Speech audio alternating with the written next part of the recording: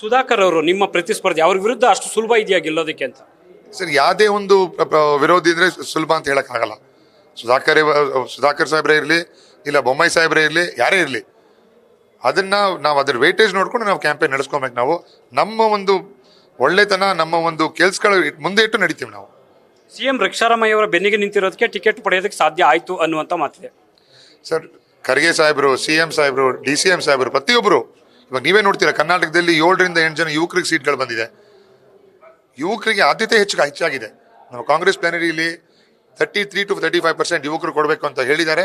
ಅದು ಕರ್ನಾಟಕ ರಾಜ್ಯದಲ್ಲಿ ಮಾತ್ರ ಆಗಿದೆ. ಅದು ಕೊನೆಯದಾಗಿ ರಕ್ಷಾರಾಮಯ್ಯ ಅವರು ಎಷ್ಟು ಲೀಡಲ್ಲಿ ಗೆಲ್ತಾರೆ ಈ ಬಾರಿ? ಸರ್, ನಾವು ಲೀಡ್ ಹೇಳಲ್ಲ, June 4th ನಿಮಗೆ ತೋರಿಸ್ತೀವಿ ನಾವು. ಇದಿಷ್ಟು ಕೂಡ ರಕ್ಷಾರಾಮಯ್ಯ ಅವರ ಸ್ಪಷ್ಟವಾದ ಮಾತುಗಳು. ಕ್ಯಾಮ್ರಾ ಪರ್ಸನ್ ಹವಿರಾಜ್ ಜೊತೆ ಹರೀಶ್ ಕಾಕೊಂಡು, news first, Bengaluru. News first, ನಿರ್ಭೀತಿಯಿಂದ ನಿಮ್ಮ ಪರವಾಗಿ.